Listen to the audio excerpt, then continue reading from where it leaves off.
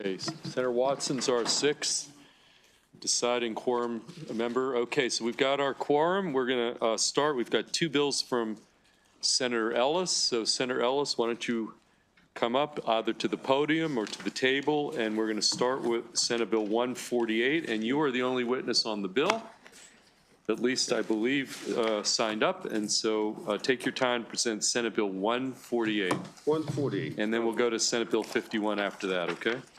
Yes, sir.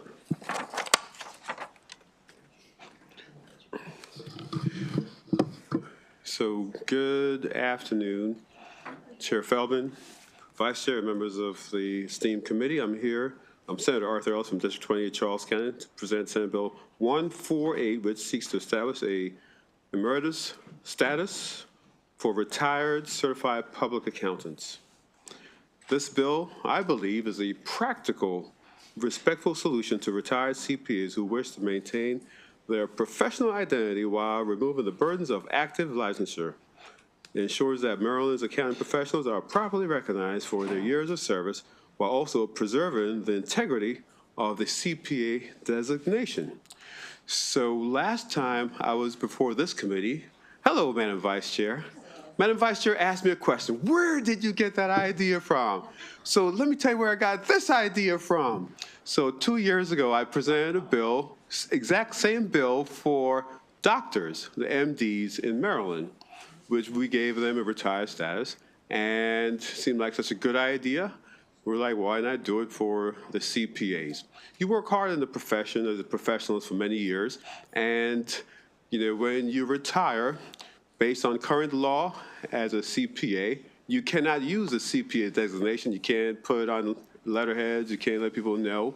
If you do not have an active license, if you don't keep it active, if you do not continue with professional education, which is 80 hours every 2 years, you cannot do that. So truly, you cannot tell anyone in a written way that you are a CPA or even worked in that profession.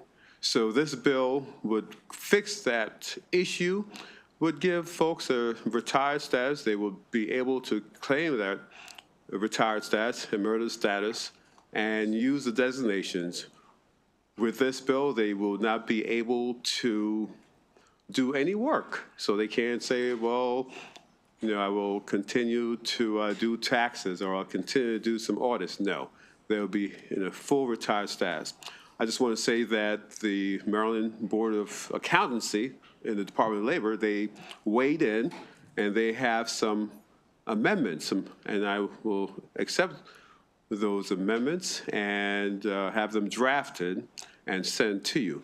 Now, one amendment they suggested is making the eligibility, one of the criteria, 40 years of accounting CPA service.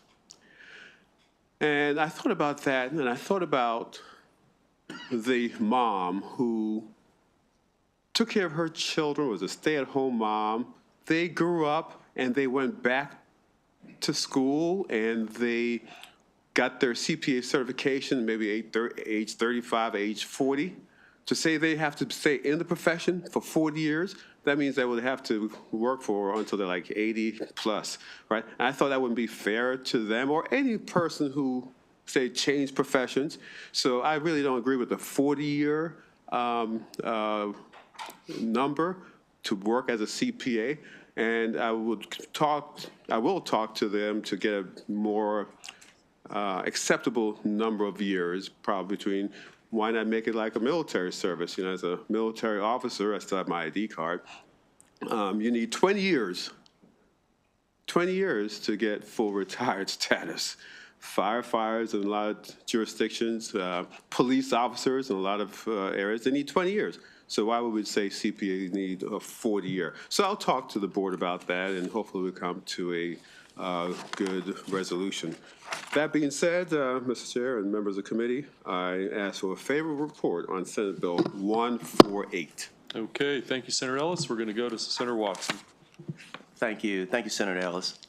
Just a question, because you made the analogy with the military, which perked my ear. So once you finish with the military, you have access to certain things. You know, you can go on base, do a couple things. You got veterans benefits, et cetera. I'm just not capturing the problem that this bill is trying to solve. Is it just allowing somebody to use a designated title which they cannot exercise in the field? Well, that is the issue, yes, sir. Once someone, we are our identity, how should I say, is surrounded by what we do for a living. And so forever, even when you're retired status, people will say, well, what did you do for a living? And say, well, I'm a doctor or a CPA, military officer. And if you go and you sign letters or you put down your qualifications, under current law for CPAs, you cannot put down CPA unless your active CPA took those 40 continuing education hours. You just can't use that. And so it's, put people in an idea of a credibility crisis, right? You can't say it, you can't use it. So people are like, well, you said you were, but we see that nowhere.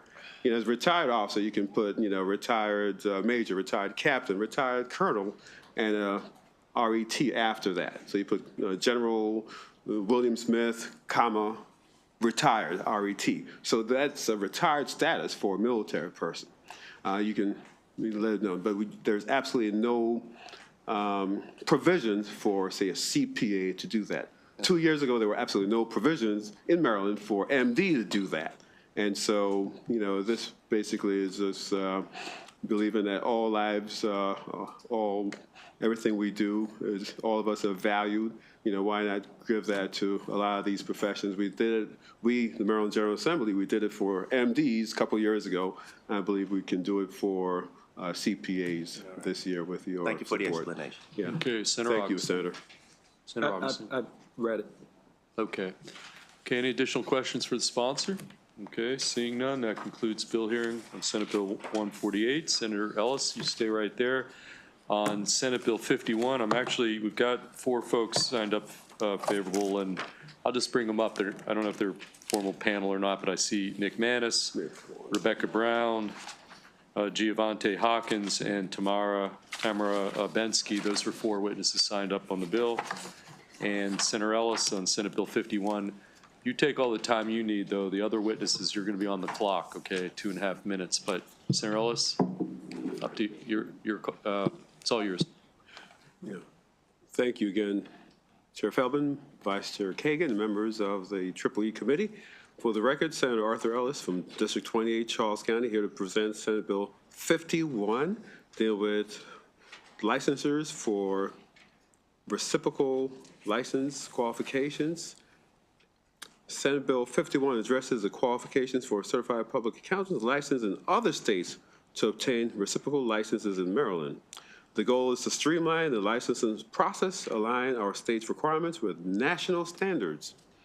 Why does this bill matter? Simplifying the pathways for out-of-state certified public accountants ensures Maryland remains competitive in attracting top-tier professionals, which is essential for a thriving financial services sector. Skilled certified public accountants play a critical role in supporting businesses, fostering transparency, and driving economic growth in the state of Maryland and in our nation. By welcoming these professionals, Maryland stands to strengthen its economic foundation. We have support for this bill from key stakeholders. The Maryland Association of Certified Public Accountants strongly supports this legislation. They emphasize its importance in preserving CPA mobility, ensuring Maryland remains an attractive place to live and work. I just want to add, the board also chimed in, the CPA board from the department chimed in on this bill, and with a minor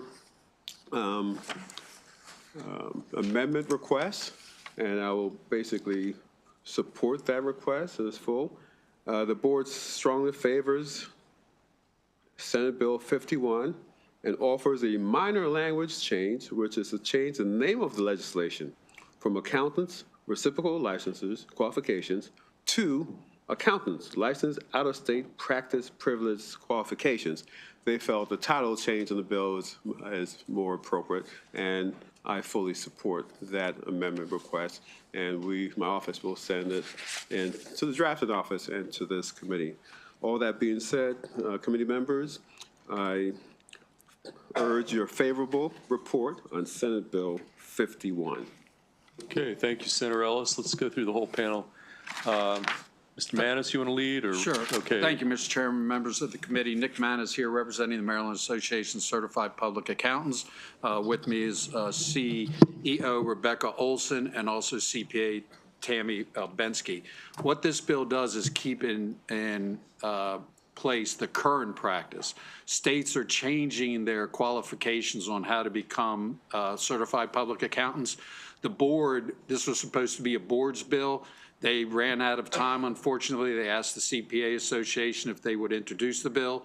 So I'll let Rebecca and Tammy go into more of the specifics, but this isn't something new. It keeps the existing practice for out-of-state licensees, which will eventually help in-state licensees and help more CPAs get into profession, and I'll let Rebecca talk about that. Thank you, Nick. Chairman Feldman and members of the committee, my name is Rebecca Olson. I am a CPA and the CEO of the Maryland Association of CPAs. Founded in 1901, the MACPA represents nearly 9,000 members across the state who provide essential services to countless individuals and businesses in Maryland. I'm here today in support of Senate Bill 51, which modernizes Maryland's Accountancy Act to protect CPA license mobility. Currently, CPAs licensed in other jurisdictions can temporarily practice in Maryland without a Maryland-specific license, provided that they meet certain criteria. This mobility provision is critical for the CPA profession and Maryland's economy, allowing businesses and residents across the state to get the expertise they need. Workforce challenges and rising education costs are leading jurisdictions across the country to introduce additional licensure pathways that allow for practical experience to substitute for advanced education. Without updating our statutes, Maryland risks restricting CPA mobility and creating unnecessary barriers for Maryland businesses and consumers. SB 51 addresses this by ensuring CPAs licensed and in good standing in their home state can practice here temporarily, even if minor educational differences exist. SB 51 keeps Maryland competitive and supports economic growth by ensuring timely access to financial expertise while aligning our statutes with evolving national standards. Finally, it safeguards consumers by retaining the Maryland Board of Public Accountancy's oversight. On behalf of the CPA profession in Maryland, I respectively urge a favorable report for Senate Bill 51. Thank you. Okay, thank you. Okay, why don't you go next? Tell us your name. Hi, everyone. Good afternoon. Chair Feldman, members of the committee. My name is Tammy Bensky. I'm a licensed certified public accountant in Maryland. I'm here today to express my support for Senate Bill 51.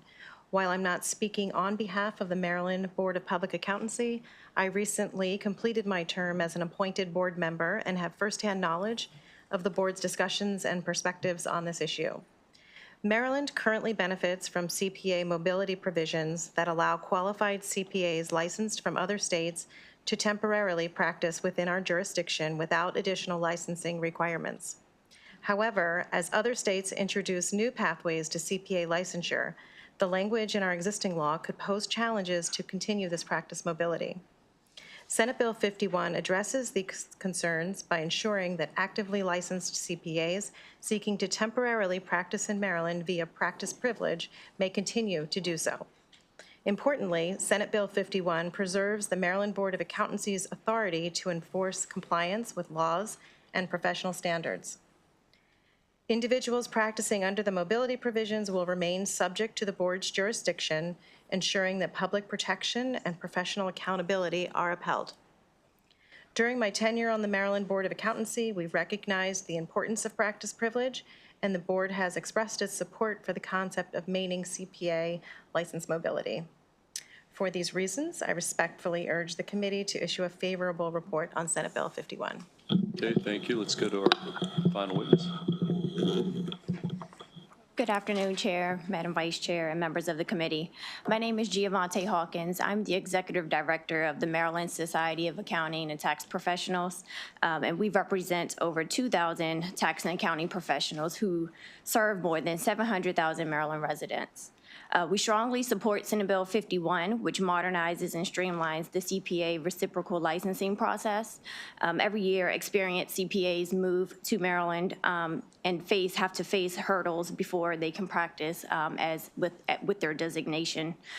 Despite having passed the same uniform CPA exam and maintaining spotless records.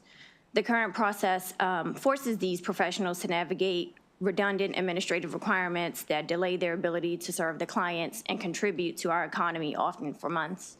And these delays don't enhance consumer protection. They simply create barriers to entry. Senate Bill 51 appropriately recognizes the CPA exam as the fundamental benchmark of the professional competency while ensuring that all CPAs practicing in Maryland meet our professional and ethical standards.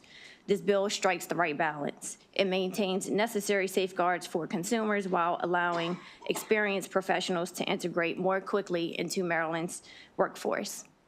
For these reasons, we urge the committee to issue a favorable report on Senate Bill 51. Thank you. Okay, thank you. We're going to take questions, starting with Senator Washington. Thank you. Thank you, Senator. Thank you so much for this bill. It's really important for these alternative pathways and to not block participation in the field. So I appreciate that. Is the plan to create sort of a temporary licensure? And I apologize, I didn't get all the details. Does it expire at a certain point? Is someone ever required to take a Maryland-specific, exam or something like that? Yeah. Sure. So the CPA exam is a uniform CPA exam across the country and even international locations. So that is maintained in this. This is actually for people that aren't moving necessarily to the state. It's practice privileges. So of course, in our economy now, folks serve clients all across the country. And so in order to have that expertise to be able to even do an audit or something like that, it allows for that current practice privilege that exists, even though there's slight differences across the country, to continue to exist. And so it's taking the current statute and removing some of the barriers specifically related to education requirements because of how the other states right now are moving to some of these alternative pathways to see the value of experience as equal as some of the advanced education hours that are required. Could I follow? I need a clarifying question. Yeah, absolutely. So this is allowing out-of-state accountants to practice in Maryland? Correct. It's allowing, yeah. And then are there reciprocal relationships? In other words, are CPAs practicing in other states? And this is yeah. Yeah, so the CPA profession is one of the most mobile professions there is, which is really encouraging. It's something that we've worked really hard on as a profession to achieve. So right now, under current statute, except for one law that just passed in Ohio that hasn't gone into effect but was signed by the governor, all CPA education requirements are this uniform across the country. And what we're seeing is that in order to have these alternative or additional pathways that see the value of experience versus a master's degree or something like that, is once that starts to happen, it will break some of that mobility uniform that we have. And so it won't allow CPAs in one state to easily just serve even one client across the border, even if they don't actually even physically step into that state.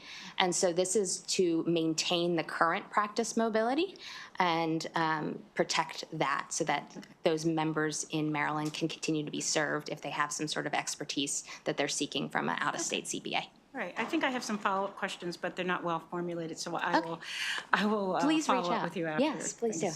Yes. Okay, any additional questions from the committee? Okay, seeing none, that concludes bill hearing on Senate Bill 51.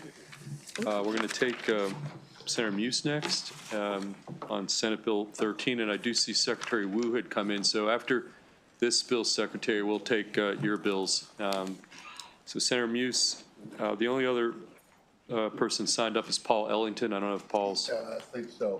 Okay. If he's Well- not, he's in the hallway, maybe, I don't know. okay, so we're on Senate Bill 13, and Senator Muse, you take the time you need to present the bill. Thank you very much. Good afternoon, committee. How y'all doing? Y'all all right? All right, all right. I want to also welcome our baby senator, and they call her that because every time I saw her in the house, she was whining, the dog ate my bill and all that kind of stuff. But no, welcome to you. Mr. Chair, good afternoon, and Vice Chair, and esteemed members of the Senate Committee, Education, Energy, and Environment. For the record, I'm C. Anthony Muse, Legislative District 26. I'd like to, is Mr. Ellington here yet? He's not here? Okay. SB 13 would establish the commission to study African-American Civil War sailors in Maryland. This bill represents an important step in recognizing the often overlooked contributions of African-American sailors who served in the Navy during the Civil War. As stated in the written testimony by retired Colonel David Draggetts, the Legislative Director for Maryland Military Coalition, which is comprised of more than 20 military advocacy organizations in Maryland. There were more than 2,300 men of African descent who served in the U.S. Navy during the Civil War, and the size of the Maryland contingent benefited from an agreement to transfer nearly 800 of these men from incomplete units of the colored troops into the Navy. However, the extent of their participation in their naval unit history are not well known. Therefore, the commission would be tasked to study the history of African-American Civil War sailors, and the findings would enhance public awareness about the contribution they made. The creation of this study of African-American Civil War sailors in Maryland will allow for thorough research into the records and honors awarded to these sailors. It will also make recommendations on how to appropriately memorialize their sacrifices and contributions, which include potential funding, design, construction, and location of a memorial, by requiring the commission to submit a report to the Governor and General Assembly by December 1, 2025. Additionally, I'd like to clarify why this bill is necessary and why we cannot simply amend last year's bill, which created a commission to study African-American Civil War soldiers. Researching Army records is fundamentally different from researching naval records, particularly when it comes to African-American soldiers and sailors. The Army organized its African-American soldiers into regiments of 1,000 men, making them easier to track and document in comparison to Navy personnel. In contrast, the Naval initially separated African-American soldiers to only 4 sailors per ship, largely out of prejudice. This intentional segregation of African-American sailors creates challenges for researching their service and contribution. The complexity and time-consuming nature of this research highlight why a separate commission focused on African-American history. So we can't overlook the contributions of these sailors who played a pivotal role in the Union Navy's success. Their stories are an integral part of Maryland's history and our nation's broader history. By supporting this bill, we ensure that their service is not forgotten and that future generations will have the opportunity to learn about their bravery and success. I want to thank you in advance for a favorable report, and I'm through. Good, okay. And I don't see Mr. Ellington here, so questions for Senator Muse on Senate Bill 13? I've got Senator Watson. You might have missed it, but there was an excellent presentation last year during Black History Month about the Blackjacks, where we got into the sailors. So this is a very important topic and one worthy of a little more detailed discussion to see the true impacts, both pre and post Civil War. So I appreciate the bill. Thank you. Yep. Thank you. Okay. Any other questions for the esteemed senator from the 26th district? Seeing none, that concludes bill hearing on Senate Bill 13. Thank you, Senator. We're going to Thank next. you all very much. Appreciate it. Secretary Wu, I see back there. Why don't you come on up here with whoever your team. And I'm looking at Senate Bill 241, I believe. Is that where you want to start? That's correct. Okay, Senate Bill 241, Cyber Maryland Program Revisions. And Secretary, floor is yours. I don't know who you, tell us who you brought with you, just so we have a record here. Thank you, Chair Feldman, Vice Chair Kagan, and members of the committee. I'm joined by Mary Keller from the Office of Strategic Initiatives from the department, who's here to answer questions. And of course, we have our co-panelists as well. For the record, my name is Portia Wu, and I am Secretary of the Maryland Department of Labor, and I'm testifying in support of SB 241, which transfers the Cyber Maryland program currently housed at TEDCO to the Maryland Department of Labor. I want to start by acknowledging the work of this committee and the lead sponsor of the original legislation, Senator Hester, for establishing the Cyber Maryland program, its board, and for placing a renewed focus on cybersecurity, an industry sector that Maryland is so rich in and has so many assets and opportunities. As Governor Moore has emphasized, and our budget and package this year reflects, economic growth is imperative for our state, and Maryland needs to play to its unique strengths. Cybersecurity is one of those strengths, and thus cyber workforce must be at the heart of our strategy. Early last year, the Cyber Maryland Board issued a report analyzing the Maryland DC cybersecurity workforce landscape. It showed that our area has nearly the highest demand for cybersecurity jobs in the nation, second only to Virginia, with a demand for cyber talent over 3 times the national average. What's more, the DMV has the largest talent gap in the nation. Several thousand cybersecurity jobs are open in Maryland and DC at any given time. Employers are ready to hire, and they want to hire. However, our analysis shows that only 1/3 of the cybersecurity workforce gap can be met with available workers. This means that our job must be not just about connecting people to high-demand jobs, it's about preparing more people for these jobs. Maryland's cybersecurity talent ecosystem is unique, shaped by the presence of the NSA, NIST, and other critical federal agencies. A significant portion of open cybersecurity roles are government contractors, meaning those roles often require specialized skills as well as security clearances. The advent of generative AI will reshape the cybersecurity landscape, enabling more sophisticated, individualized cyber attacks. At the same time, it will enable us to deploy more powerful threat detection tools, and we need to make sure that our workforce is ready to use them. All of this speaks to the need for an aggressive cyber workforce strategy tailored to our state's unique needs. We must provide pathways for individuals into cybersecurity and establish the infrastructure so our existing workforce can continue to evolve and develop the skills demanded by the shifting threat landscape. For these reasons, the governor's budget, in addition to shifting the Cyber Maryland program to labor, proposes a significant investment of $5 million in this program. I want to acknowledge, of course, the important leadership of TEDCO as they have led this program, and note that TEDCO, the Cyber Maryland Board, and the Governor's Workforce Board have developed a Cyber Maryland talent strategy that will be published in the next week or two. We're happy to provide a current draft to the committee, and that talks about an ambitious set of recommendations to transform Maryland's cybersecurity talent pipeline. It builds upon the investments that have already been made during this administration, trying to maximize their impact. That includes important investments through Earn Maryland, also through registered apprenticeships, and a recent $1.8 million grant to develop cyber ranges in all 16 Maryland community colleges. These investments are important, but they are just the beginning.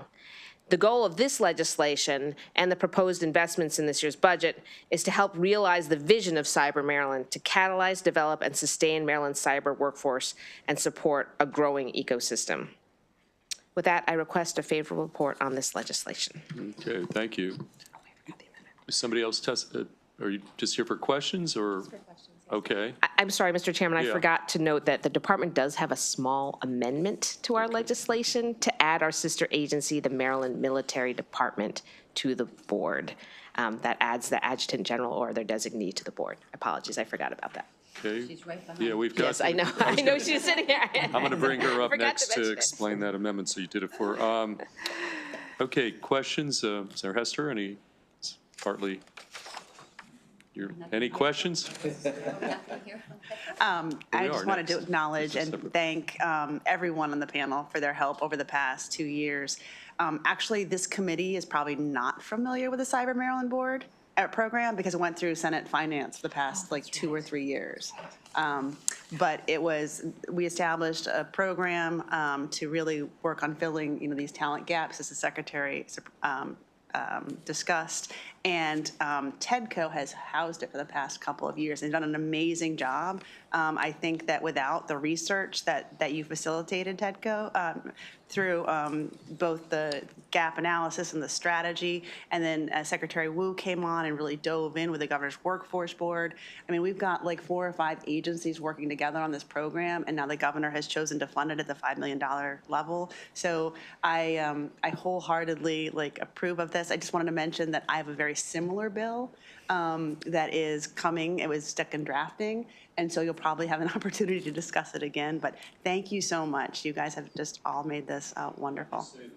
Tripoli's a need to accumulate more and more power and jurisdiction. He's just taking everything in the General Assembly here now. Okay. Okay. Well, thank you for your testimony. We do have some other witnesses I do want to bring up, and so unless anybody has anything else to add. Sure. I just. Oh, I'm sorry, Troy. I apologize. I didn't mention. Okay. No, it's Troy. all good. I was a little bit, yes, I know Troy from TEDCO. Troy, welcome. I apologize. Okay, I didn't all connect good. it all. My apologies. You get to testify. You actually get 2.5 minutes, okay? I will be short and sweet. First of all, thank you, Mr. Chair, Madam Vice Chair, and the members of the Senator Hargison. Senator Hester, I just want to say thank you. Thank you for your leadership, for your counsel and advice and guidance over these last couple of years. And let's be clear, we're not going anywhere. We are still very supportive.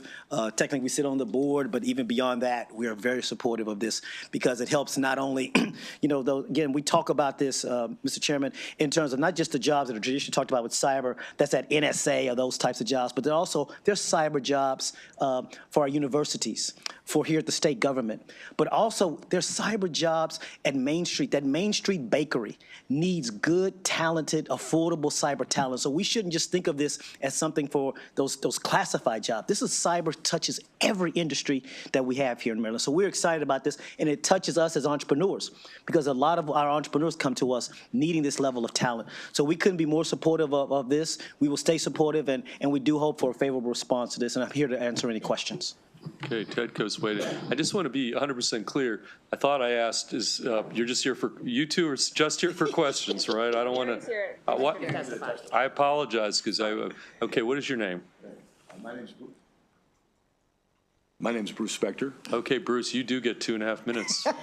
Thank you very much. And I, too, want to thank Senator Hester for the initializing this project, which I think has been remarkably successful, and as well as TEDCO's guidance so far. So, Mr. Spector, put the mic a little closer. Oh, I'm sorry. Good afternoon, Chairman Feldman and members of the Senate Committee on Education, Energy, and Environment. My name is Bruce Spector, and I am the chairman of Baltimore Cyber Range, a Maryland-based company that specializes in providing state-of-the-art cybersecurity training to Maryland citizens and filling the over 30,000 job vacancies in cybersecurity that exist in Maryland. And again, that's 30,000 unfilled positions. They don't need to be created. They just need to be filled. Baltimore Cyber Range is very honored and pleased to offer its full support for Senate Bill 241 and commend the leadership of the Moore administration, Secretary Wu, and the Department of Labor for making this an important part of their legislative package for this session. But Baltimore Cyber Range would also like to commend the Maryland Technology Development Corporation's work as they continue to be a great partner in innovating Maryland's economy.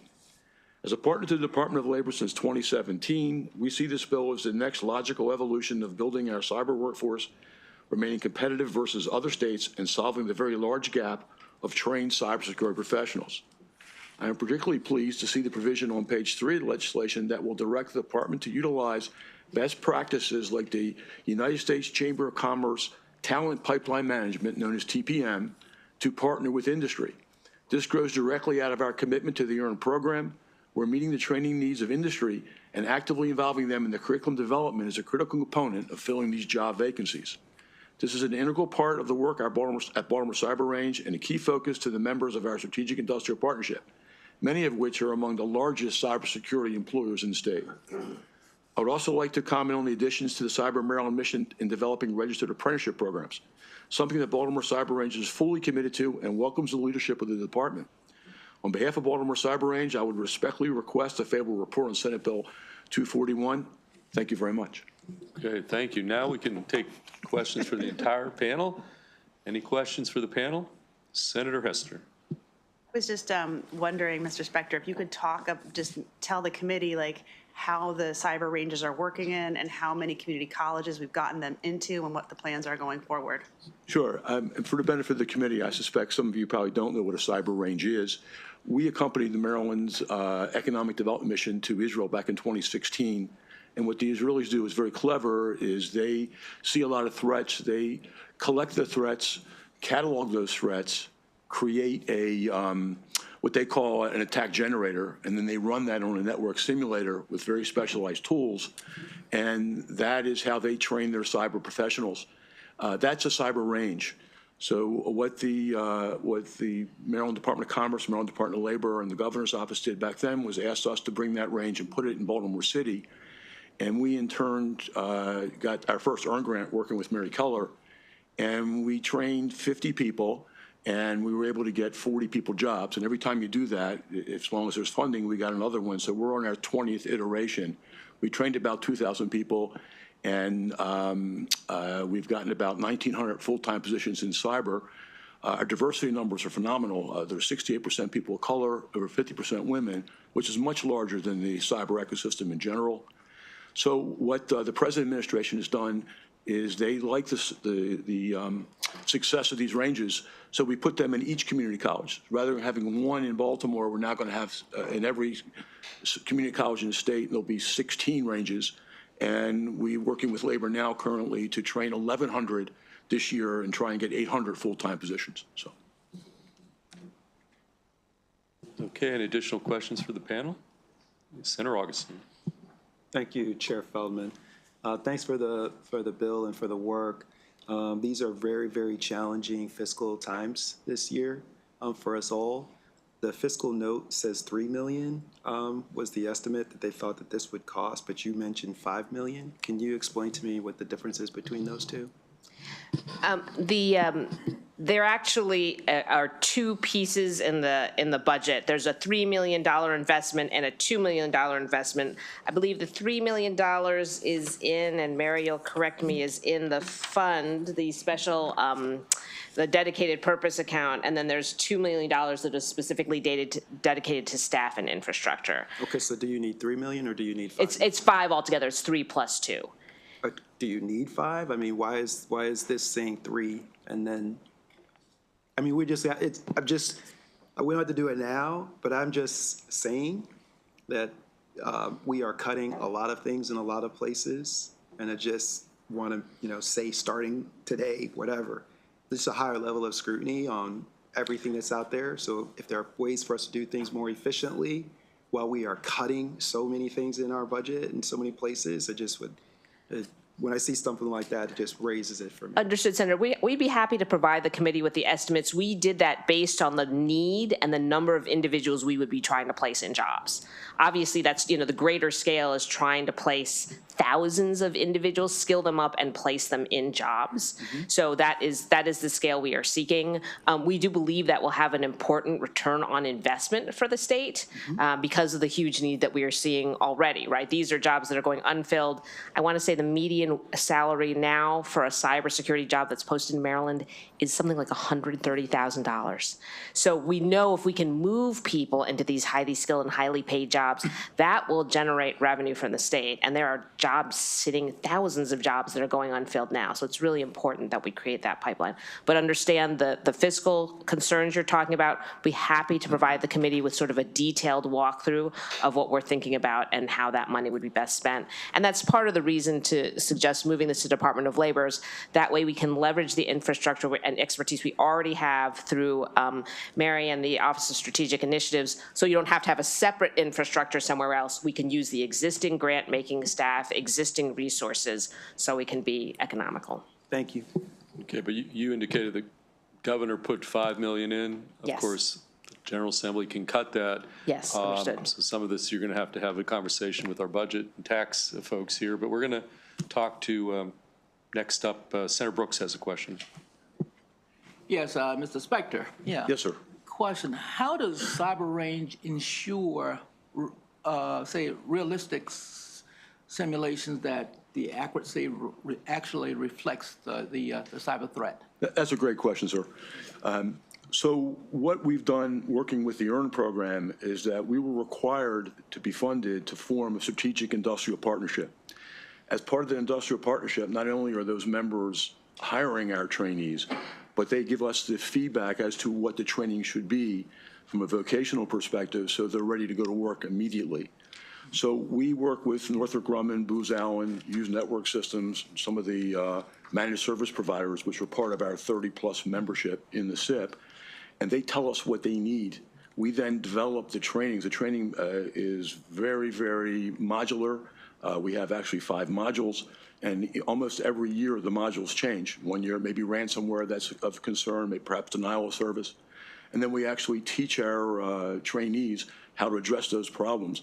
In many ways, we actually have the employers monitor the training as it takes place on the range. We have observation stations. We call it the NFL Training Combine, so that you can actually see the student as they're going through the process. We found that to be remarkably helpful in getting the students placed. So what metrics are used to measure, sort of, say, the effectiveness of that particular, I guess you'd say, training? So as part of the EARN program, we're required to provide exit reports.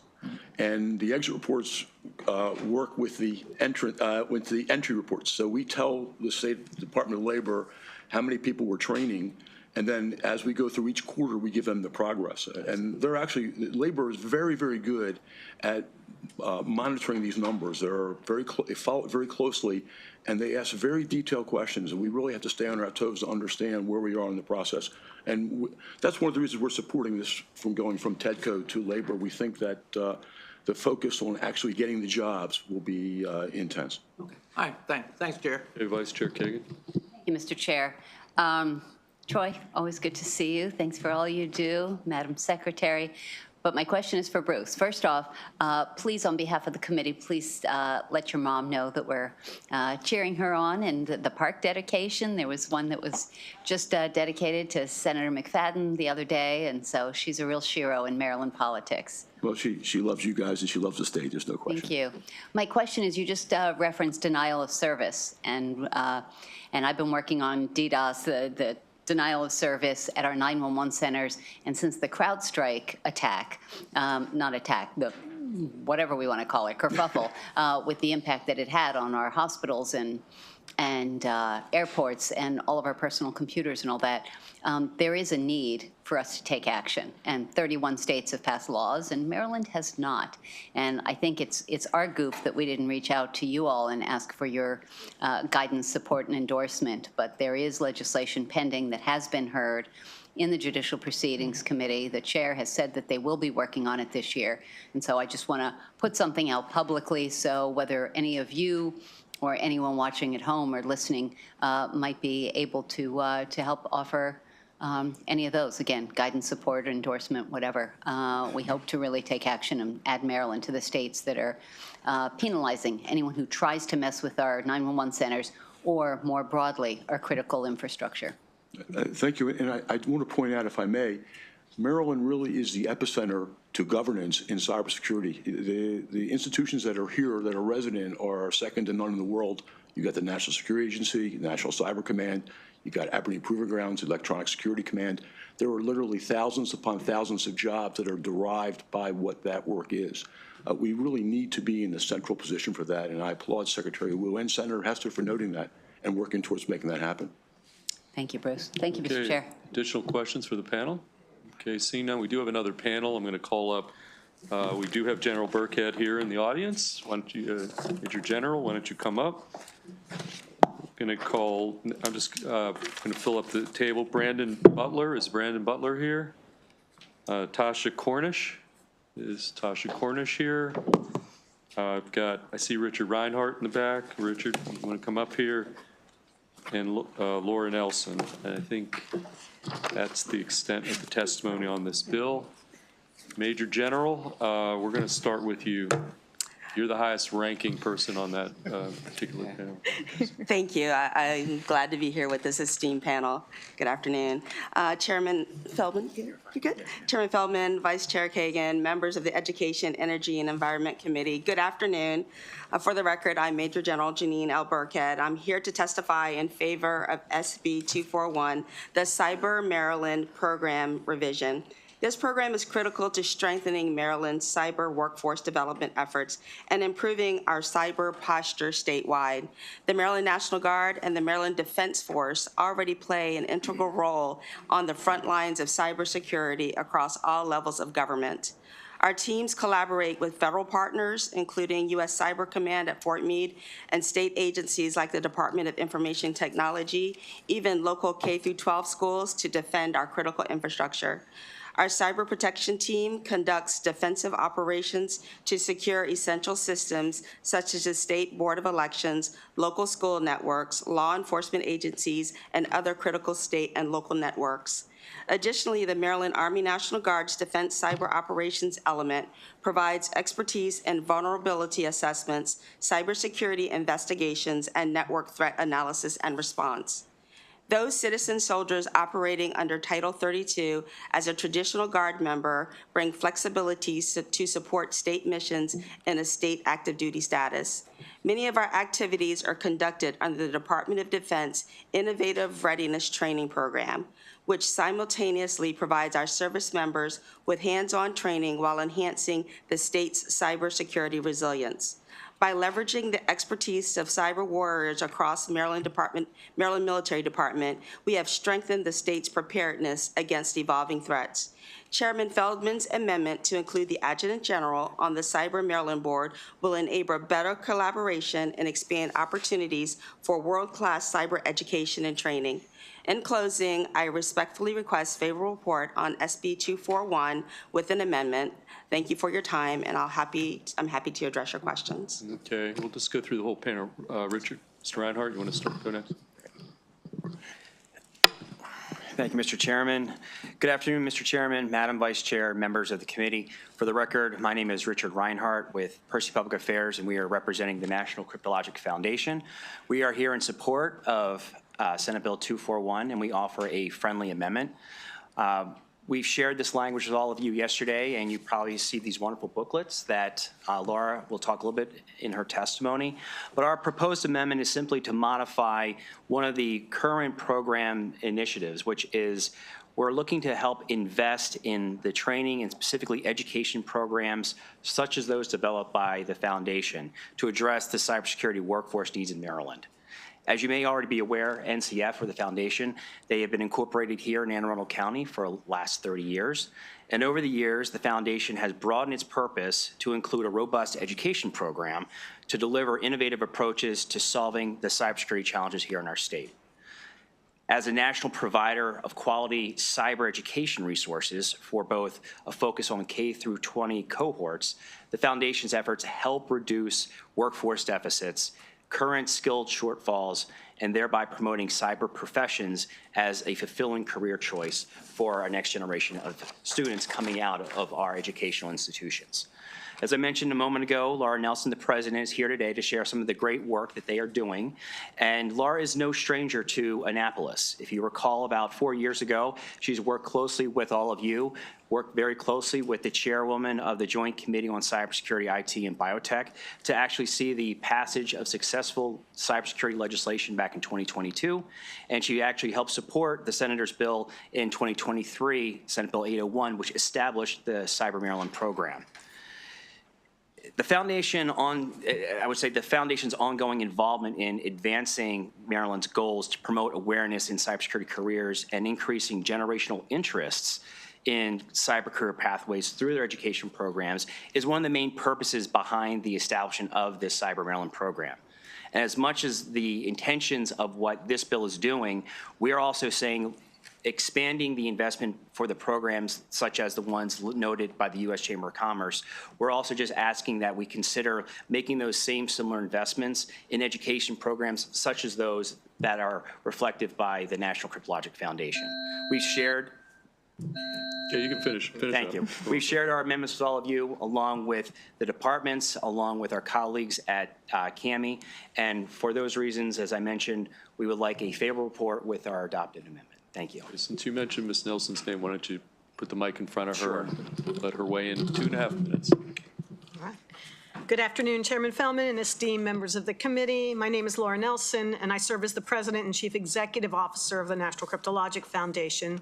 Thank you for this opportunity to express our strong support with the recommended amendment for Senate Bill 241, House Bill 82. At NCF, we applaud the vision of the bill and urge the committee to adopt our proposed amendment to emphasize direct investment in educational programs that will not only facilitate partnerships, but also provide actionable solutions to workforce shortages and skill gaps. I lead an organization with a deep commitment to advancing cybersecurity education and workforce readiness. We've been on the front lines of this mission, offering programs that empower students and educators, foster innovation, and build pathways to cyber careers. Programs like our Cyber Chats podcast and our Outsmart Cyber Threats collection have already reached thousands of students and educators, inspiring a new generation to embrace cybersecurity as both a profession and personal responsibility. Our cybersecurity curriculum guidelines have equipped over 2,600 educators across the nation and is strategically designed to help young minds cultivate critical cyber skills. These initiatives are making a tangible difference in closing workforce gaps right here in Maryland and across the country. Programs like these mentioned, built on years of experience, expertise, and national partnerships can be transformative. Investing in education is not just an option, it is an imperative. The NCF has proudly collaborated with this General Assembly and the broader Maryland cybersecurity community to drive legislative success, including the creation of the Cyber Maryland program. And with this amendment, we can take the program's impact even further, making Maryland a national leader in cybersecurity education and workforce development.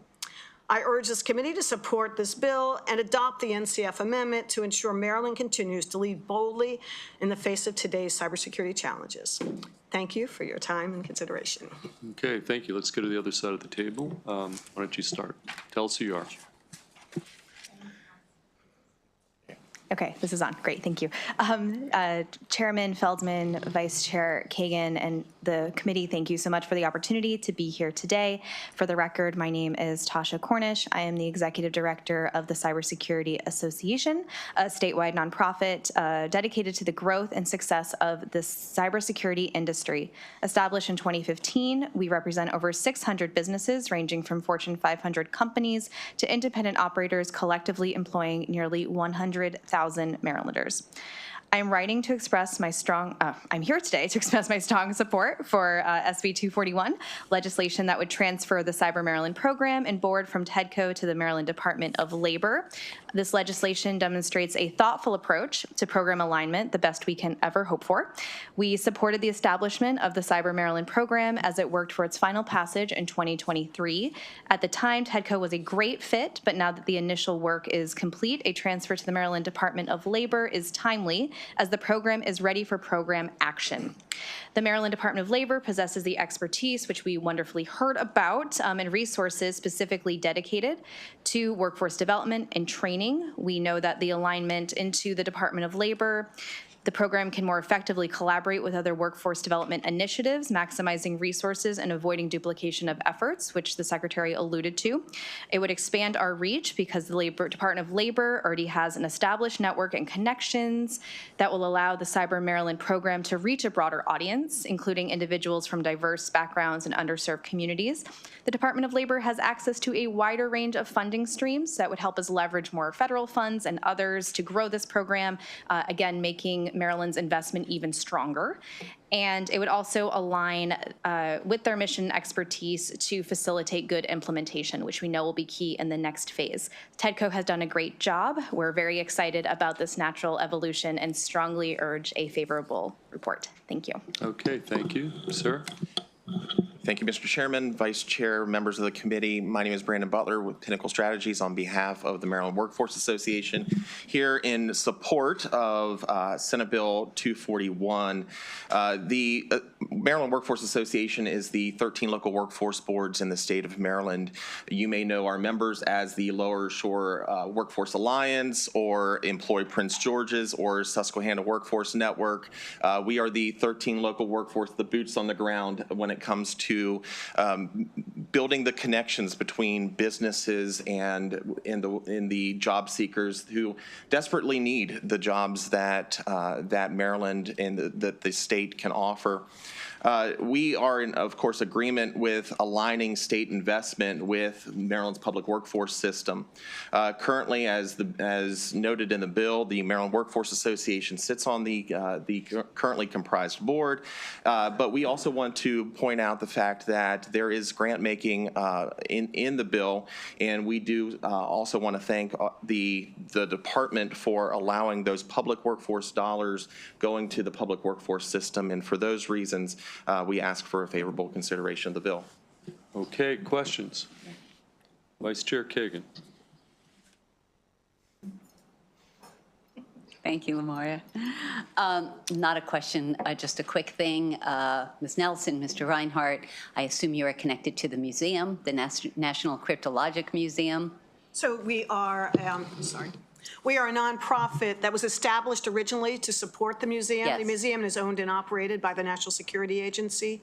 So we do continue to work with the museum, but have expanded to do these other programs as well. Yes, So, yes. well, I assume there was the broader thing, but I just wanted to speak to my colleagues or anyone who could bring kids there, or anyone who's interested in this area of policy or challenges facing our country and our world today. It is one of the coolest museums I've ever been to in the world, and it's history and it's spy stuff, and it's fascinating. So invite anybody to consider spending a couple hours there at the National Cryptologic Museum near the National Security Agency. Correct. Thank you, Mr. Chair. Isn't that so? Yes, Yes. it is so. Senator Gallion. Chair, a question for Ms. Cornish from the Cybersecurity Association. In his testimony, Mr. Reinhardt mentioned a possible amendment that would put the Cryptologic Foundation as an example of the type of programming for labor to contemplate. Is that an amendment that you would be supportive of? Certainly.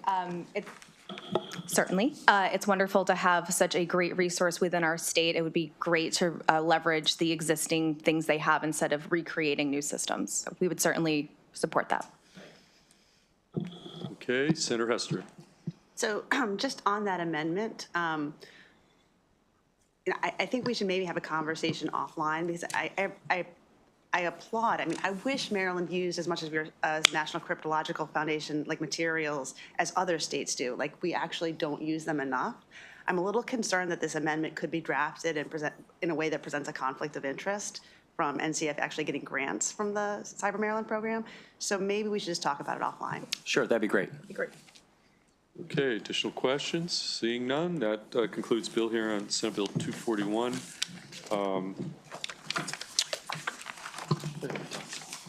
Is John Dove here? Sticking with Department of Labor, is Mr. Dove here from Department of Labor?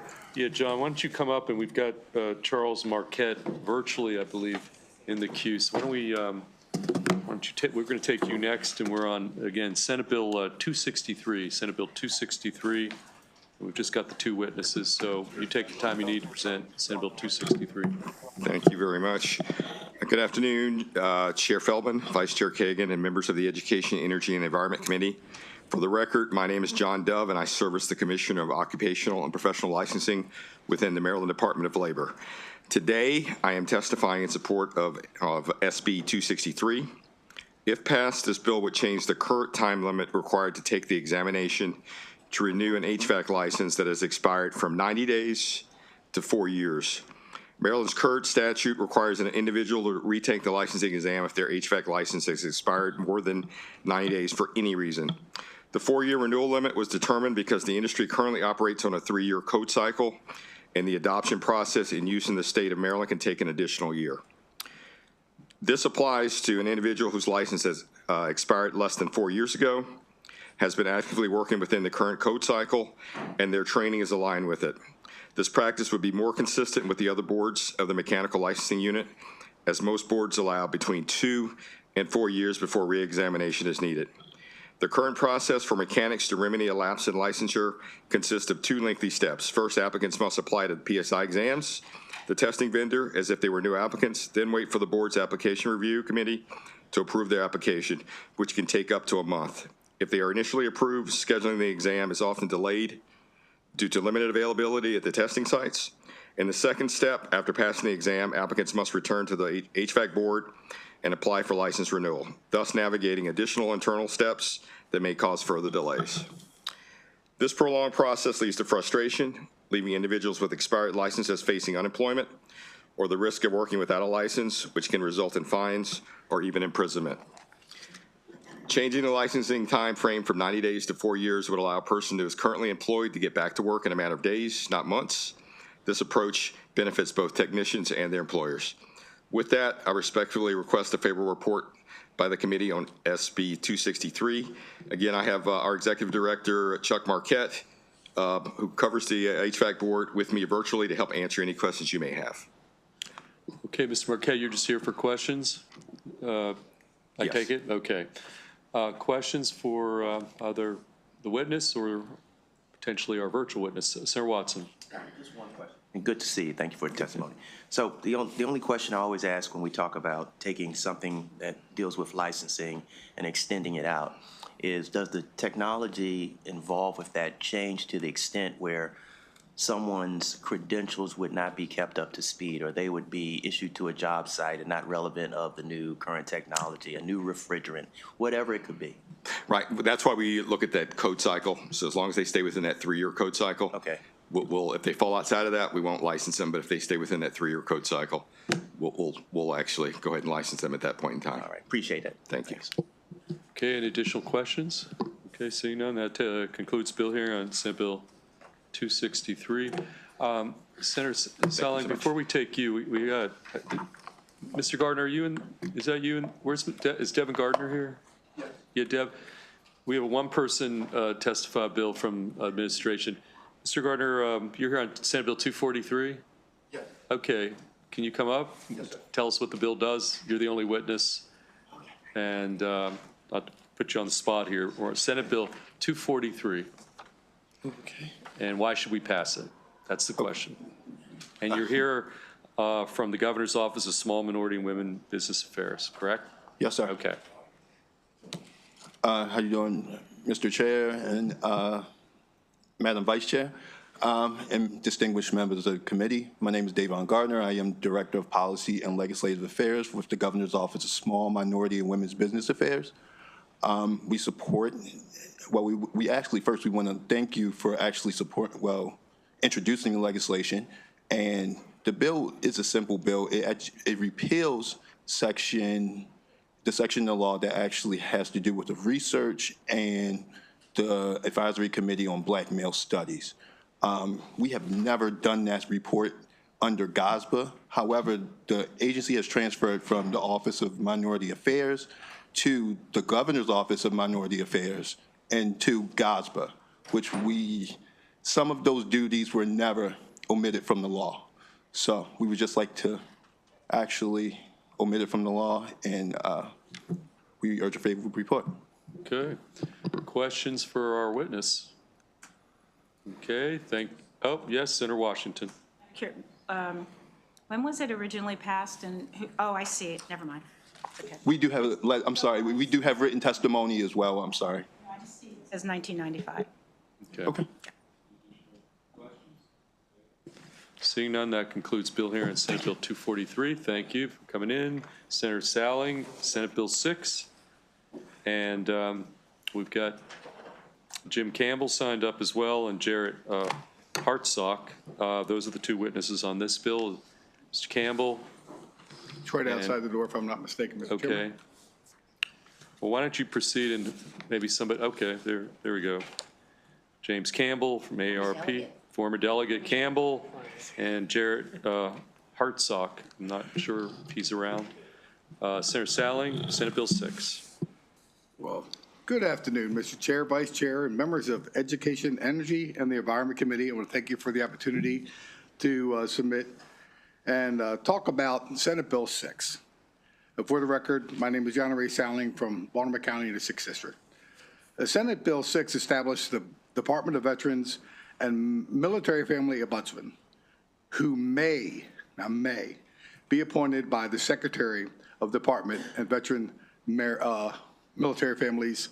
That's one of the changes that I'm doing now. I'm putting a may in as an amendment from our Secretary, because who will be appointing this position?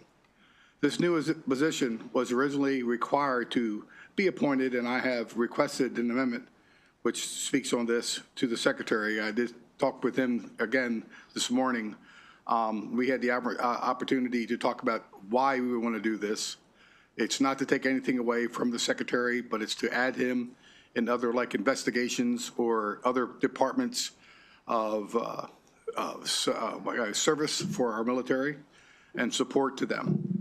An ombudsman would serve as a direct point of contact and service of knowledge for veterans and military families, providing information on the rights and eligibility for services, as well as pointing veterans to programs at both from the state and federal level. The ombudsman would also work with other entities, including private organizations, to ensure that services are provided and are attended. The ombudsman would serve a 5-year term, again, appointed by the Secretary that he may appoint. If the appointment, this position should be filled by a veteran, which ensures that the ombudsman has the necessary experience and the understanding of the veteran and the community needs.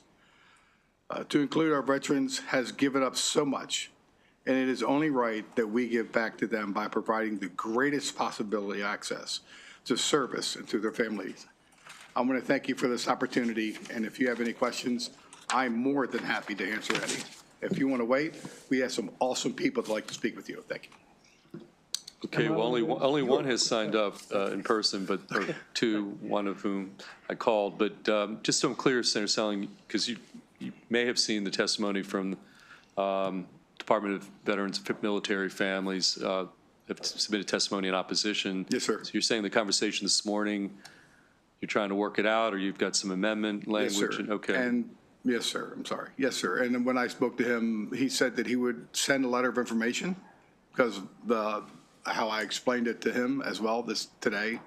And so he said he would do that as well. And he understands that we will put a may in there. And he knows that it's a 5-year terms and it will be appointed by the Secretary himself. Okay, I'll leave it there. Right now, it's a letter of opposition. Yes, it is. With some detail. Okay, let's take former Delegate Campbell, and then we'll take questions from the committee.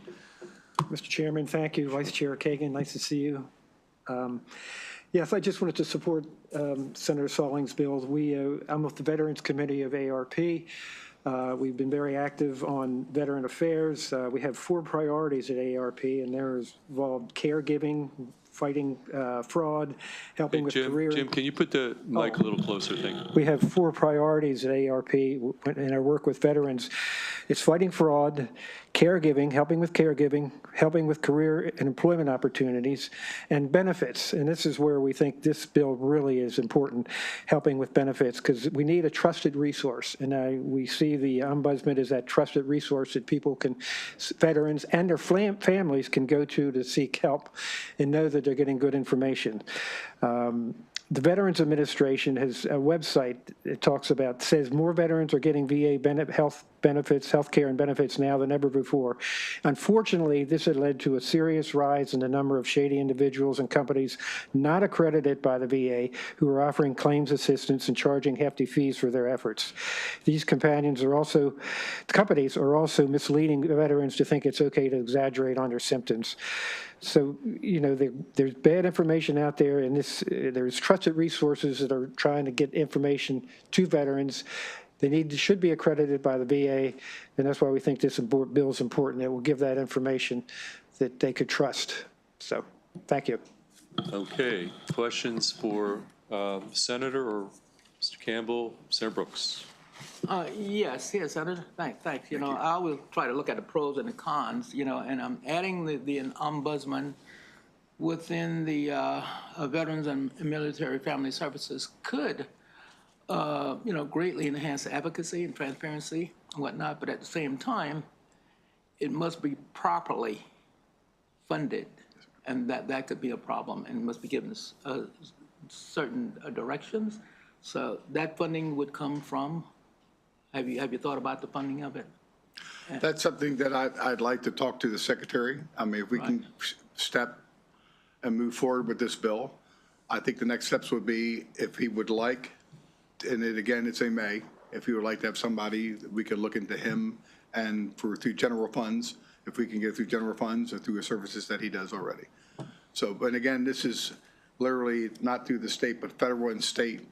If we can find a way for a combination that we can get some federal funds and state funds. But I would like to work that out with the secretary if it's possible. But that's a great question, sir. All right, thank you. Thank you. Thanks, Chair. Okay, additional questions? Okay, thank you, Senator Solling. Thank you, sir. That concludes bill hearing on Senate Bill 6. We're going to get final two bills are both from Senator Simon Ayer, and so Senator Simon Ayer. I'm going to start with Senate Bill 48, and then the final bill, Senate Bill 147. Do you have a preference? Which one go first? Let's start. How about we just do Senate Bill 48? And John Woolham's is signed up. I did see him. I don't know if he had to go, but they do have written testimony. And there he is. Okay. There he is. All right. Mr. Woolham's, come on up. Signed up favorable. So Senator Simon Ayer, again, Senate Bill 48 with your one witness, John Woolham's, at least in person. There is a lot of other, I just want to say you were accommodated the committee, did not bring like 50 people in here to testify. There's a lot of written testimony, so I want to thank you, and the committee thanks you for that. Okay, to you. Thank you. And for the record, Senator Brian Simon Ayer presenting Senate Bill 48. As you mentioned, we have a lot of favorable support. You can check that out, no opposition. And I'm trying, when it's consensus legislation, just to present it and not take up the committee's time. You can read. And I want to thank the department for their support for this legislation. This bill basically allows veterans to have a veteran notation on an identification card. I'll go over a little detail because we've had another bill similar to this. Different departments do different things, so I had to put them in differently. Some are board-centric, some are department-centric, and so forth. So we had to come up with different legislation based on each department. But basically, this is modeled, again, after the MVA program where you put a veteran's notation on it. Again, it's optional to allow flexibility for the department to implement it when they're ready as far as funding and licensing upgrades. It also allows for the veteran to opt in to receive benefits and services, inform them about benefits and services, and they have to give their consent just like on the MVA license. Again, we only reach about half our veterans. This is another way we can reach out to our veterans. Has multiple benefits, as you can read through the written testimony. And with that, I would ask for your favorable consideration. Okay, Mr. Woolham's. Mr. Chairman and Vice Chairman, members of the committee, John Woolham's representing the Department of General Services. Before this committee, I almost slipped there. And pleased to be here today to testify in support of Senate Bill 48. Want to express our appreciation, recognition of the senator, the sponsor, working with the department through the interim on a bill that is authorizing, that clearly defines terms and procedures, and will create a really de minimis, if any, fiscal impact on the department in terms of issuing and potentially reissuing some state identification badges per the request of individuals with the documented veteran status, and this is an electronic process, so we don't anticipate, which it wasn't always, as those of us who have been getting badges for many, many years know, but being an electronic process, it should be quite simple to accommodate the communication requested in the bill to veterans, connecting them with available benefits for which they're eligible. For those reasons, we request favorable report on Senate Bill 48. Okay, thank you. Questions? Okay, seeing none, that concludes bill hearing on Senate Bill 48. We're going to now move to the final bill of the day, Senator Simonaire, Senate Bill 147, and you are the only in-person witness. Senate Bill 147, Senator Simonaire. Again, Senator Brian Simonaire for Senate Bill 147. This is a consensus piece of legislation, and I thank the Department of Labor for their letter of support. So basically what this does is it's a clarifying bill that clarifies the Board of Stationary Engineers appointment process. Currently, the language says appointed by the governor with the advice of the secretary and the Senate. That's the only reference we have like that in law.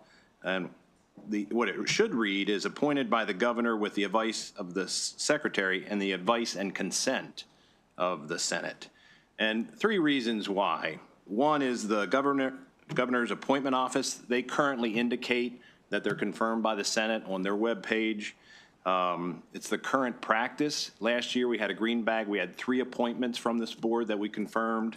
And then even on the department's website, they reference this specific language, and they put the correct language in, not what is actually in law. It's an interesting history, and I could bore you with a half hour on it, but I will leave it at that and ask for your favorable consideration. Okay, questions for the senator? Okay, seeing none, that concludes bill hearing on Senate Bill 147, concludes our bill hearings for today. We're going to take a 5-minute break, come back, take up 5 votes, short voting session, and then we'll be done for the day and for the week. So give us 5 minutes, come back here in 5 minutes, not 25, and